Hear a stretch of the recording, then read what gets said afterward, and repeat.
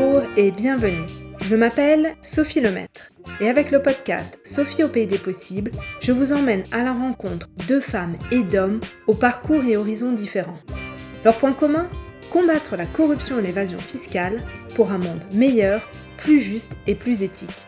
Parce qu'il ne s'agit pas uniquement de rêver d'un autre monde et parce qu'il est possible de changer les choses, rejoignez-moi au pays des possibles. Cette semaine est particulière. Du 25 au 31 mars 2024 se déroule le Podcaston, un événement caritatif organisé par l'association Altrui. Pendant le Podcaston, plus de 450 podcasteurs et podcasteuses francophones se mobilisent pour mettre en valeur le monde associatif.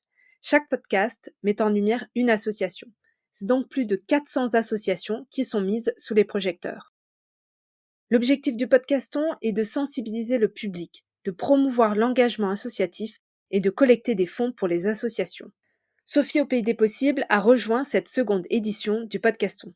Pour cet épisode spécial, on quitte le monde de la corruption et de l'évasion fiscale pour faire une plongée dans les océans et partir à la rencontre de l'association Bloom. Mais vous verrez que la corruption n'est jamais très loin. Mon invitée est Laetitia Bizio, chargée de projet au sein de Bloom, une association créée par Claire Nouvian en 2005. L'objectif de Bloom ? Protéger les océans contre les pratiques destructrices et promouvoir les bonnes techniques de pêche. On ne se rend pas compte, mais sans les océans, la planète ne serait pas habitable. Cet échange avec Laetitia est passionnant. Elle est engagée et convaincue par l'importance de la mission de Bloom.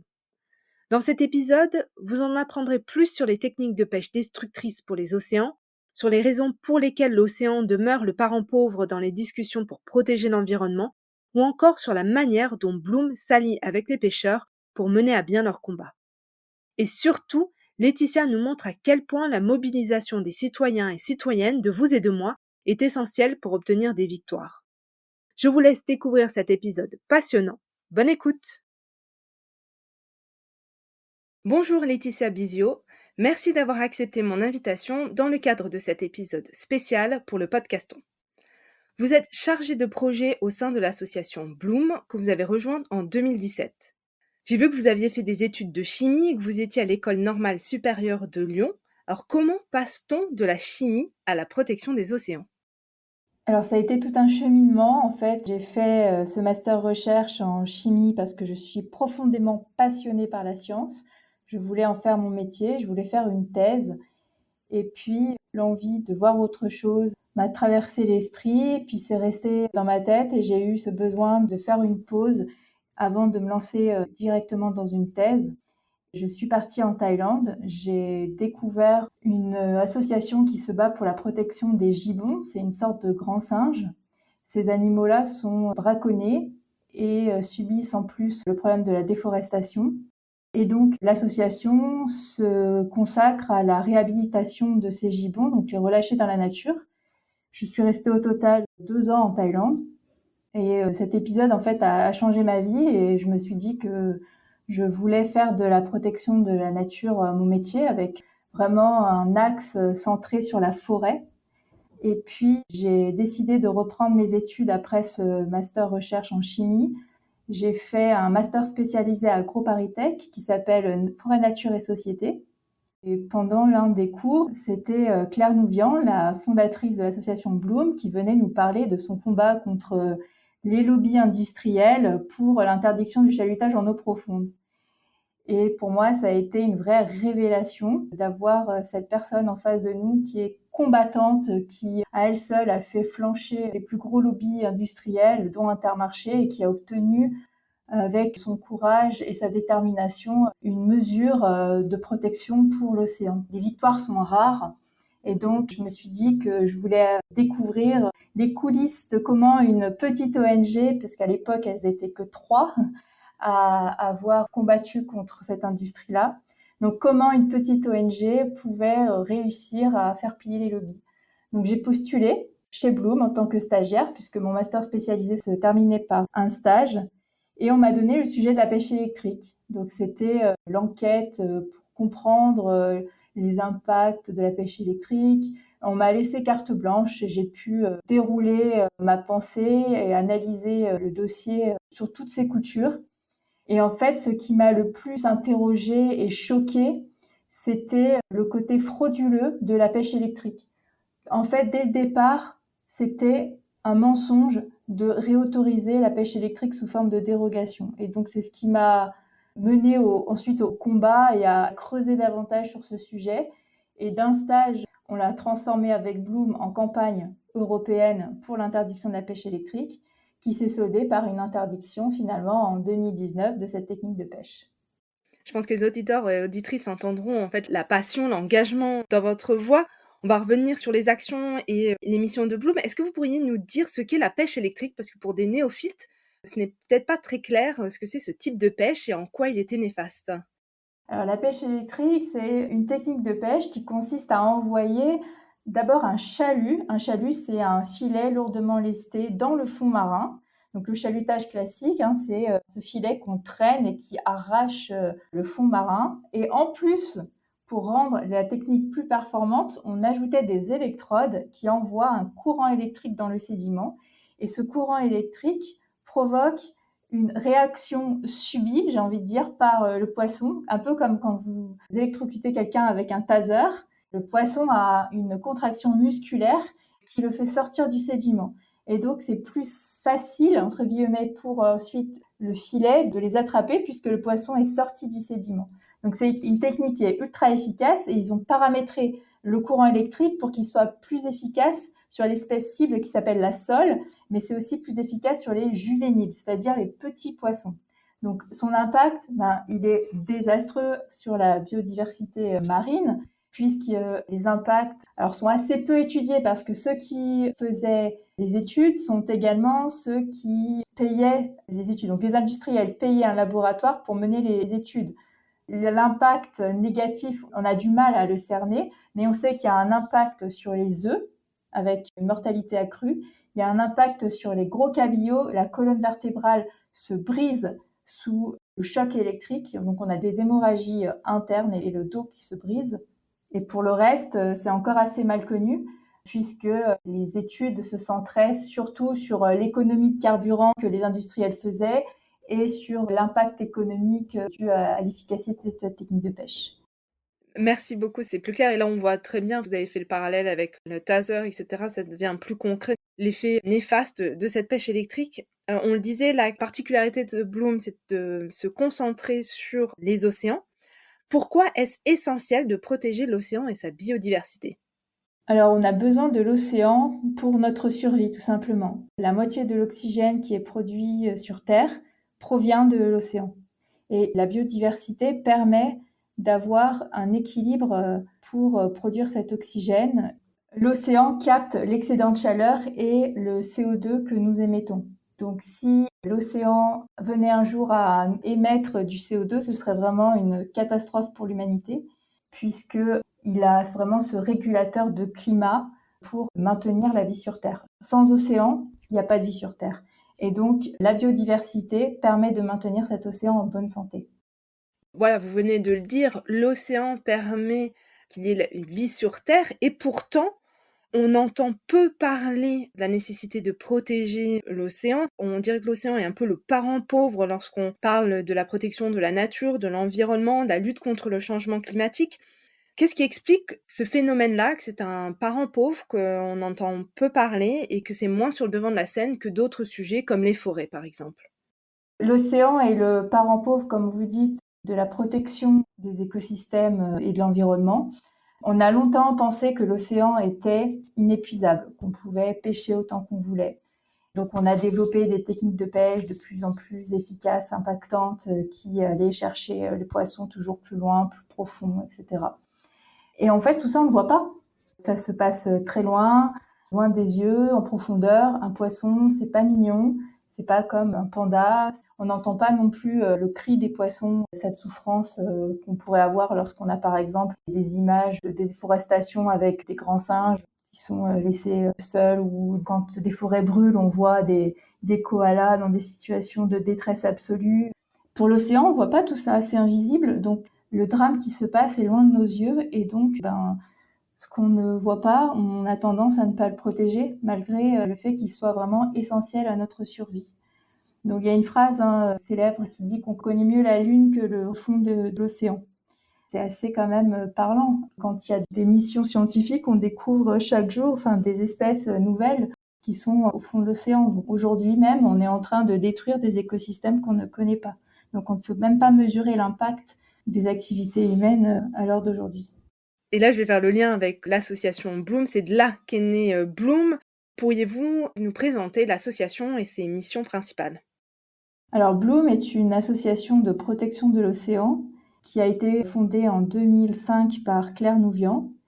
L'objectif de Bloom, c'est de changer le modèle économique de la pêche et de lutter contre les méthodes de pêche destructrices telles que la pêche industrielle qui ravage nos côtes et en même temps de promouvoir les bonnes techniques de pêche. Ce qu'on veut, c'est pas à la fin de la pêche, ce qu'on veut, c'est une vraie transition vers les pêches à faible impact. Donc on a plusieurs sujets sur lesquels on agit, notamment les aires marines protégées. On se bat pour qu'il y ait de vraies aires marines protégées. Aujourd'hui, c'est moins de 0,1% de la surface de l'océan en Europe qui est réellement protégée.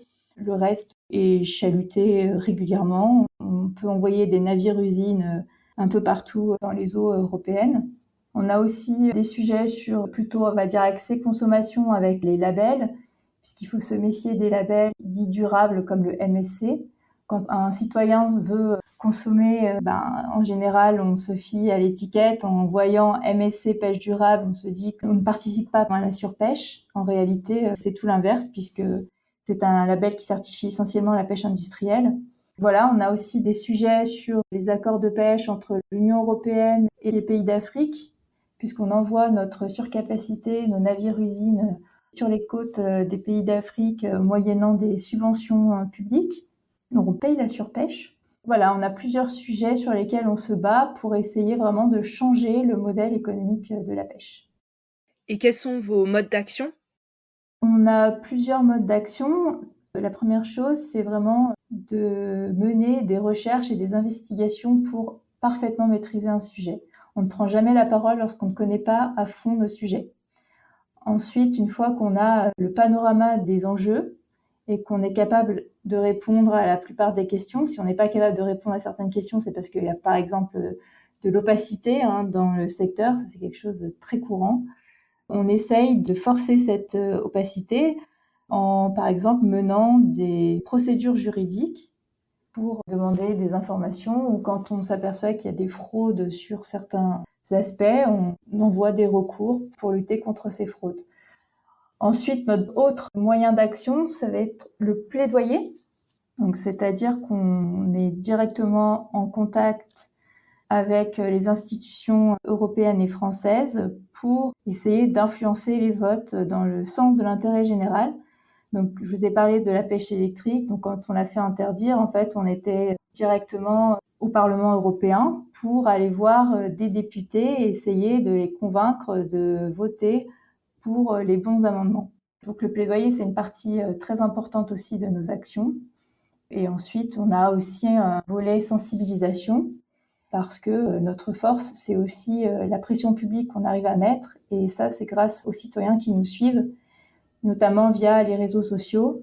Lorsque l'on fait des appels, ça peut être des pétitions ou bien des appels à, par exemple, taguer des élus pour leur demander de prendre une certaine position ou de voter un amendement. Les citoyens nous suivent. C'est vraiment des milliers de messages qui leur sont envoyés et ça fait du bruit. Ça fait vraiment du bruit. Il ne faut pas négliger l'impact que les citoyens peuvent avoir via ces réseaux sociaux.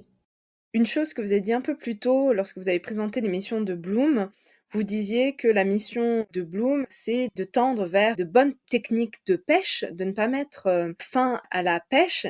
Et pourtant, on voit que les pêcheurs sont méfiants à l'égard de votre travail, de l'action de Bloom, qui peuvent parfois avoir l'impression qu'au contraire, vous êtes là pour les interdire de mener leur métier. Comment travaillez-vous avec les pêcheurs?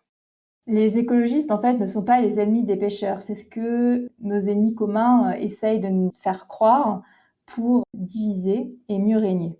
En réalité, c'est faux. Il y a eu toute une série de théories sur Bloom et sur les ONG pour nous discréditer et faire en sorte que les pêcheurs aient peur de nous et ne souhaitent pas entrer en contact avec nous. Et en fait, quand on fait alliance avec des pêcheurs, notre pouvoir est décuplé. On l'a vu dans le cas de la pêche électrique, où en fait c'était des pêcheurs qui sont venus à nous suite à une pétition qu'on avait publiée sur la pêche électrique. Ils nous ont contactés en nous disant que de leur côté, ça faisait 4 ans qu'ils essayaient d'alerter les pouvoirs publics sur les méfaits de la pêche électrique et qu'ils n'avaient pas obtenu de réponse et que ça passait jamais au-dessus de leur représentation, à savoir le comité des pêches. Donc on a décidé de travailler avec eux, on les a guidés au Parlement européen, ils sont venus en rendez-vous avec nous, rencontrer des députés. Ça a vraiment permis d'ouvrir certaines portes que parfois, en tant qu'ONG, on a du mal à passer. Il faut savoir que certains députés ne sont pas du tout pro-écolo, on va dire, pro-ONG, et refusent les rendez-vous. Mais à partir du moment où vous avez un acteur économique qui est avec vous, c'est beaucoup plus facile d'être entendu. Et lorsqu'une ONG va dire il faut interdire la pêche électrique, seul, on n'est pas entendu, parce que je l'ai vu concrètement au départ quand on était seul dans le combat. Et à partir du moment où les pêcheurs ont rejoint le combat, ça a été décuplé. Et on a obtenu cette interdiction de la pêche électrique vraiment parce que les pêcheurs se sont mobilisés à nos côtés. Et il y a d'autres combats sur lesquels ils se sont mobilisés avec nous sur les sujets. Et là, voilà, l'impact est multiplié. Donc, on peut avoir des actions en commun avec eux de lobbying, mais aussi des contacts réguliers pour avoir des informations de terrain sur les mesures qui sont en place ou bien, je ne sais pas, s'il y a des arrêtés qui sont déposés par exemple, s'ils s'aperçoivent qu'en mer, il se passe des choses pas tout à fait normales. Pour vous donner un exemple, j'étais à Boulogne au mois de décembre et je discutais avec un pêcheur pour savoir un peu comment ça se passait pour lui, suite notamment au Brexit, qui a été assez compliqué pour les pêcheurs du Nord. Il m'a dit que il se faisait régulièrement casser du matériel parce que les chaluts venaient dans ses casiers ou dans ses filets. Donc c'était compliqué économiquement parlant. Puis qu'il était en compétition avec des navires-usines. Et donc il me disait que la nuit même, le patron d'un navire-usine qui s'appelle le Prince Bernard, qui mesure 88 mètres de long, était tout proche des côtes, sur la même zone que lui. Et ce navire se vantait à la radio, qui s'appelle la VHF, d'avoir pêché 100 tonnes de harengs en 30 minutes. 100 tonnes en 30 minutes, c'est ce qu'il pêche, lui, en plusieurs années. Il me disait entre 15 et 20 ans. Donc, ce qu'un navire usine pêche en 30 minutes, c'est l'équivalent de entre 15 et 20 ans d'un pêcheur artisan. Donc, ça montre vraiment la démesure de ces bateaux et de l'impact social que ça a sur les pêcheurs aux alentours. Et donc, ce genre d'information est hyper précieuse pour nous, puisqu'ensuite, on peut communiquer dessus, avertir les pouvoirs publics pour essayer de faire en sorte qu'ils prennent des mesures. Les solutions existent, c'est juste le manque de volonté politique. Nous, ça fait des années qu'on se bat pour demander à ce que la bande côtière des eaux territoriales, qui mesure 12 000, c'est-à-dire environ 22 km, soit interdite à la pêche aux navires de plus de 25 mètres. 25 mètres, c'est déjà une grande taille. Ce sont des navires qui sont faits pour aller pêcher au large et qui n'ont rien à faire dans la bande côtière. Mais cette mesure a été retoquée parce que certains politiciens, la majorité présidentielle, dit que c'est une mesure discriminatoire par rapport aux autres navires. Non, ce qui est discriminatoire, c'est de laisser les petits navires se faire piller les eaux par les plus gros. Voilà, donc notre relation avec les pêcheurs est plutôt bonne. On a des discussions régulières avec eux sur les pêcheurs de différentes façades, que ce soit dans les Hauts-de-France, en Normandie, en Bretagne ou bien en Méditerranée. C'est impressionnant, c'est même effarant ce que vous avez dit, cet exemple de ce bateau-usine, je crois que c'est le terme que vous avez utilisé, qui pêche 100 tonnes en 30 minutes. C'est incroyable. Et en vous entendant, je me suis dit: «Mais mon Dieu, qu'est-ce que ça va être avec» on a vu, aux informations au mois de janvier qu'il y avait, cet énorme chalutier, de 145 mètres qui vient d'être mis à l'eau. Quand j'entends que ce navire de 88 mètres pêchait 100 tonnes en 30 minutes, je me dis, mais pour ce chalutier de 145 mètres, mais qu'est-ce que ça va être? Ça paraît faramineux. Et quand vous voyez tous ces bateaux énormes qui ramassent des quantités astronomiques de poissons, comment est-ce qu'on peut agir pour limiter, pour protéger ces petits pêcheurs, les pêcheurs artisans? Qu'est-ce qu'on peut faire contre ces géants de la pêche?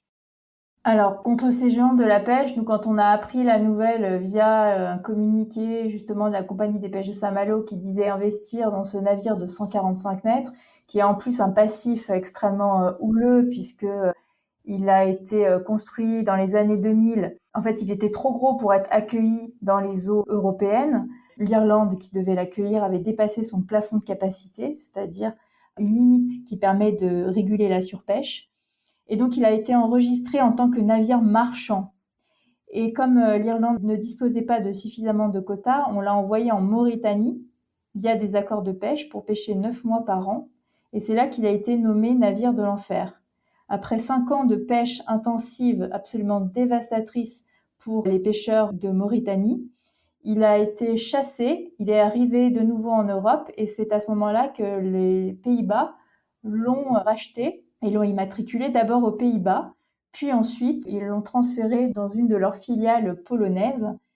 Et donc ce bateau va être exploité par la Compagnie des pêches de Saint-Malo. Il va rester sous pavillon polonais, mais on va transférer, alors ça c'est quand même assez extraordinaire, de transférer du quota français sur un pavillon polonais, sur un navire battant pavillon polonais, sans qu'on ait la garantie qu'il y ait une contrepartie pour les pêcheurs français, pour les pêcheurs côtiers qui dépendent de quotas. Donc cette fuite de quotas pose problème. Donc nous, on se mobilise, Bloom, avec d'autres associations, pour réclamer la transparence de ce système opaque des quotas. C'est la raison notamment de la mobilisation qui a eu lieu à Saint-Malo le 15 février. Et donc aujourd'hui, ce que nous, on réclame, c'est qu'il y ait une contrepartie qui soit adaptée au transfert de dizaines de milliers de tonnes de merlan bleu qui est destiné en plus à la production de surimi. Donc c'est pas le surimi qui est responsable de la sécurité alimentaire. C'est vraiment un mensonge éhonté.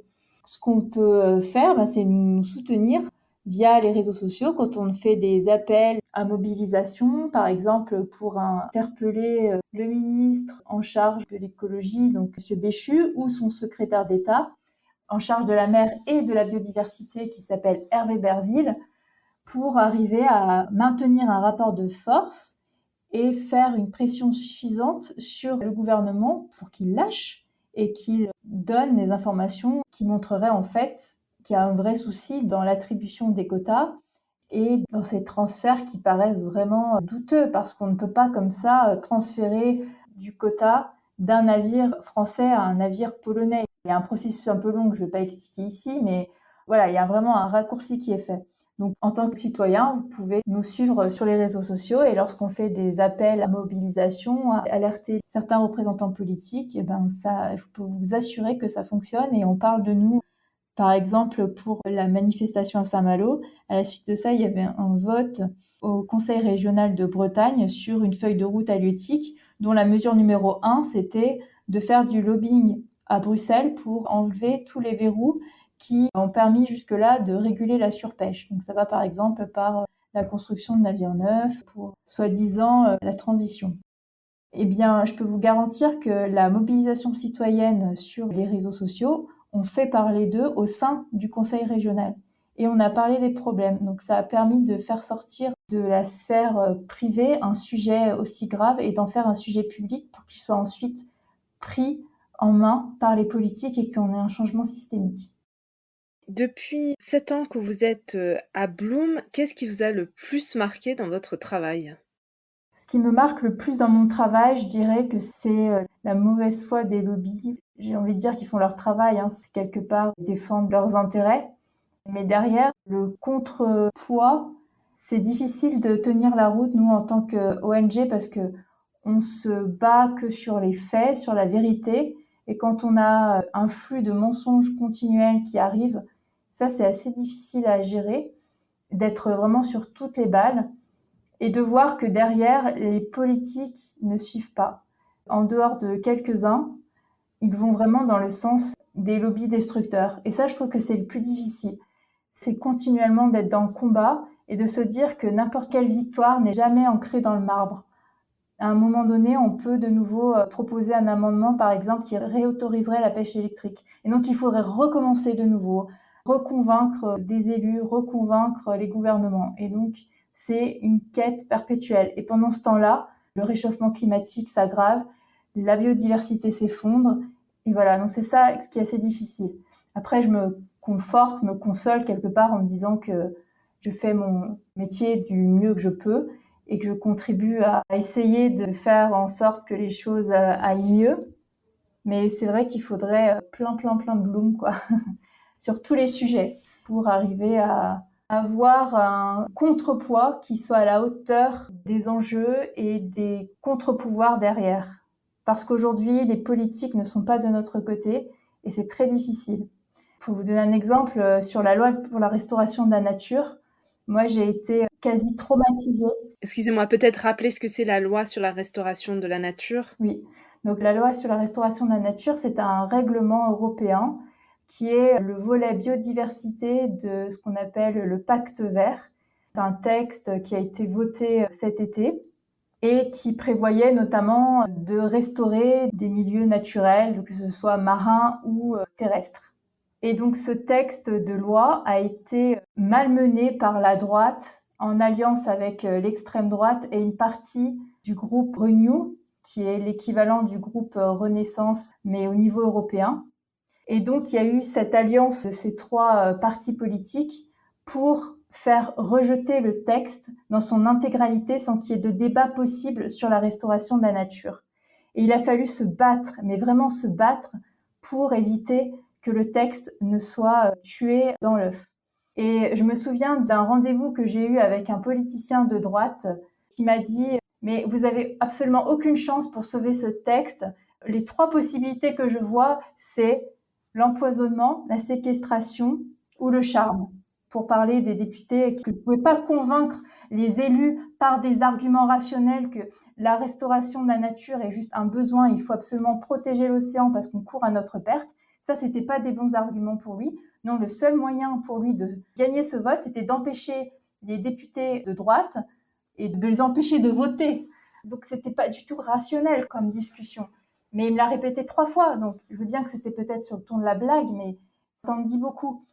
Et en fait, ce texte a été rejeté. Pourquoi ? Parce que c'était un affrontement politique avec la Commission européenne, où ils n'étaient pas d'accord donc avec Ursula von der Leyen sur sa politique, et l'un des députés allemands veut sa place.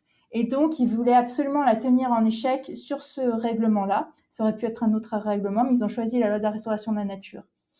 Et donc, ça a été extrêmement compliqué en tant qu'ONG, parce qu'on était une alliance de plusieurs ONG, à essayer de convaincre les députés de mettre un peu d'ambition dans ce texte, parce qu'ils étaient littéralement sous la peur d'un rejet total du texte par le Parlement. Donc au final, on y est arrivé, le texte a été voté, il n'a pas été rejeté en plénière, mais il a été vidé de sa substance. Donc aujourd'hui, on a un squelette sans chair, quoi.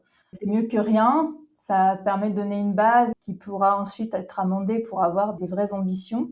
Mais ça montre en fait qu'on est très loin des mesures qu'il faudrait prendre pour vraiment restaurer les écosystèmes, protéger l'océan et les forêts. Voilà, on en est très loin.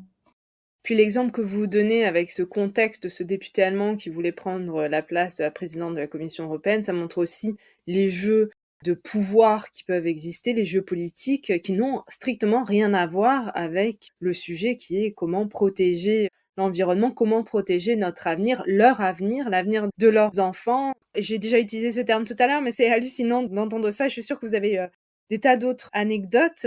Au tout début de notre échange, vous disiez que les victoires étaient assez rares. Donc, vous nous avez parlé de la pêche électrique comme une victoire. Y aurait-il une autre victoire que vous auriez à nous raconter ?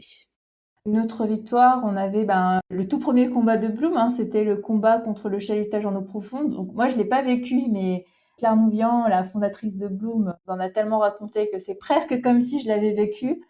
Donc c'était en 2005, lorsqu'elle a fondé Bloom, elle s'est aperçue que certains engins de pêche menaçaient l'océan profond, donc c'est-à-dire situé jusqu'à 2000 mètres de profondeur, où des espèces vivent assez lentement parce qu'il y a assez peu de nourriture, peu de lumière, enfin pas de lumière même. À ces profondeurs, lorsqu'on a un chalut qui passe, c'est quasi irréversible, la destruction qu'il entraîne. Et donc, elle s'est battue pour essayer de faire interdire ce chalutage en eau profonde. Et dans ses recherches, elle s'est rendue compte qu'il y avait assez peu en fait de bateaux en Europe qui la pratiquaient, et en France, c'était 12 bateaux, c'était Intermarché. Au départ, elle s'est dit bon ça va, 12 bateaux pour la destruction que ça représente, c'est pas énormément d'emplois, 12 navires, c'est presque rien. mais elle s'est confrontée vraiment à un énorme lobbying de la part des pro-chalut. Et donc ce combat qu'elle a mené à l'époque, elle l'a fait quasi seule. Qu'est-ce qui a changé la donne? Ça a été, je ne sais pas si vous avez entendu parler de cette BD de Pénélope Bagieux, qu'elle a faite en 2013 sur la base d'une conférence TEDx que Claire avait donnée. Et ça a permis de faire connaître le sujet de l'océan et de la pêche profonde au grand public. C'était un sujet qui était assez restreint auparavant et voilà, la pétition qui était associée à cette BD a juste explosé.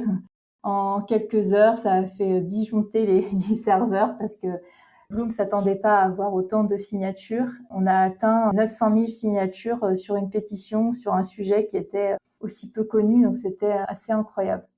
Et il y a eu une grosse mobilisation du public aussi du fait d'avoir cette pétition parce que les gens ont pris conscience du problème et ont décidé de boycotter Intermarché et ont décidé d'aller questionner les poissonneries d'Intermarché à un tel point que Intermarché à un moment donné n'en pouvait plus et a décidé de revenir à la table des négociations pour s'accorder sur une interdiction du chalutage en eau profonde. Donc il y a eu un accord qui a été trouvé à 800 mètres, donc interdiction de chaluter au-delà de 800 mètres. Là je résume, mais ça a été 7 ans de combat pour obtenir cette interdiction-là. Voilà, donc ça c'est un des gros combats de Bloom qui est à l'origine de sa création. Tout le temps de notre échange, vous avez donné plein d'exemples de la mobilisation des citoyens, de ce que les citoyens pouvaient faire et de l'impact. Là, vous donnez l'exemple de 900 000 signatures pour une pétition, le fait que les citoyens soient allés voir Intermarché et poser des questions dans les poissonneries. On peut imaginer que c'est transférable à d'autres industries, d'autres secteurs. Vous avez aussi montré l'importance de taguer sur les réseaux sociaux ces élus. Je trouve qu'avec tous les exemples, on voit bien que ces actions-là, elles sont importantes, elles fonctionnent, parce que souvent, je me suis entendu dire, ah, mais à quoi ça sert de signer une pétition? Et là, on entend bien avec les exemples que vous nous avez donnés que oui, ça sert, ça a un effet de signer une pétition, ça a un effet de relayer sur les réseaux sociaux, ça a un effet d'aller poser des questions à notre supermarché, à notre magasin de vêtements, etc., et de questionner. Est-ce que vous voyez d'autres actions qu'on peut faire en tant que citoyen pour contribuer à protéger l'océan et vous accompagner? Oui, les citoyens ont un rôle énorme à jouer et le premier acte, c'est celui d'aller voter.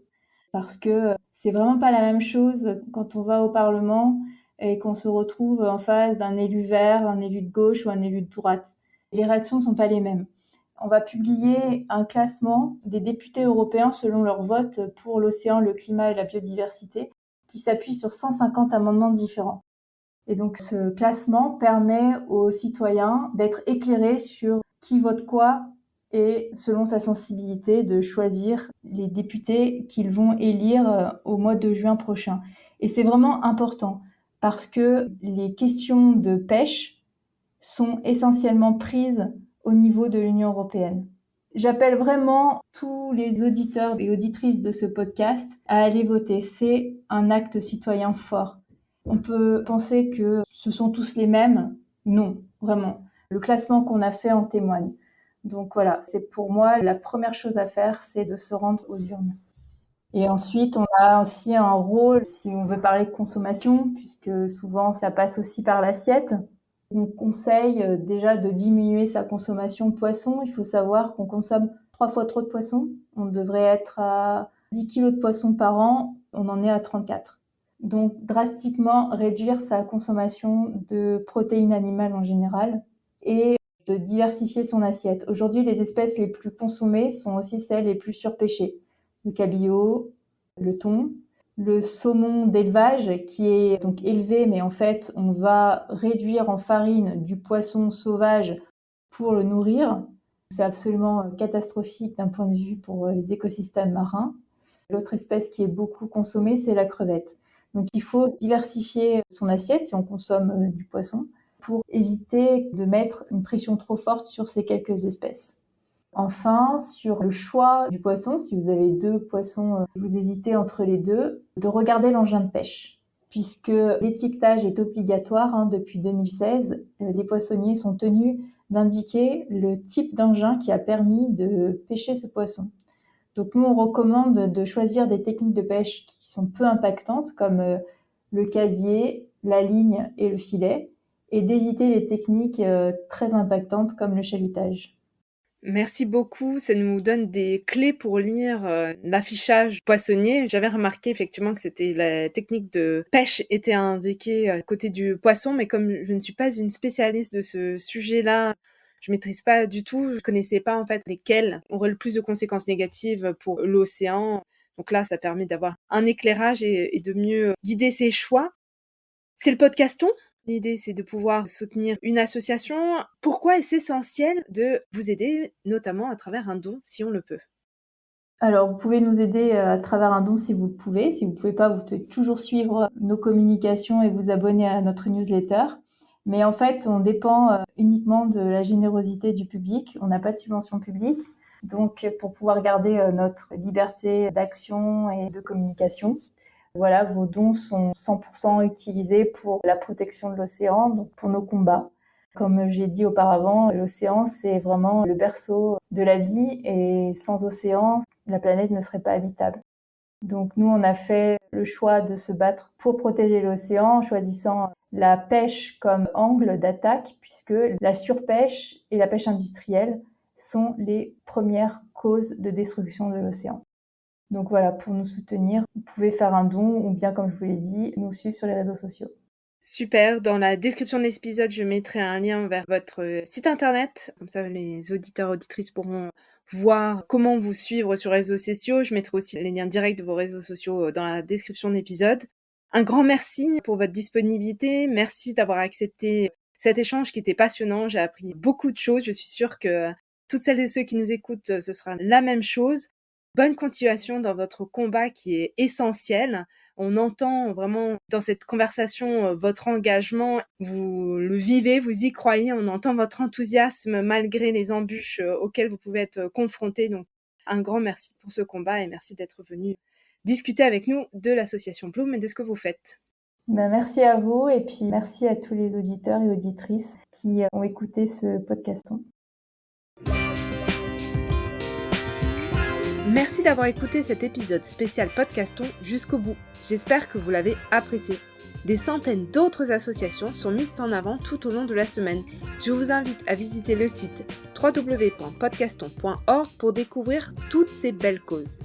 Et si vous en avez la possibilité, faites un don à l'association Bloom via le site de Bloom, Hello Asso ou podcaston.org. Et sinon, continuez à faire connaître le podcast autour de vous en le partageant le plus possible. Laissez-moi un avis sur Spotify ou Apple Podcast pour que d'autres découvrent Sophie au pays des possibles. À très vite pour un nouvel épisode.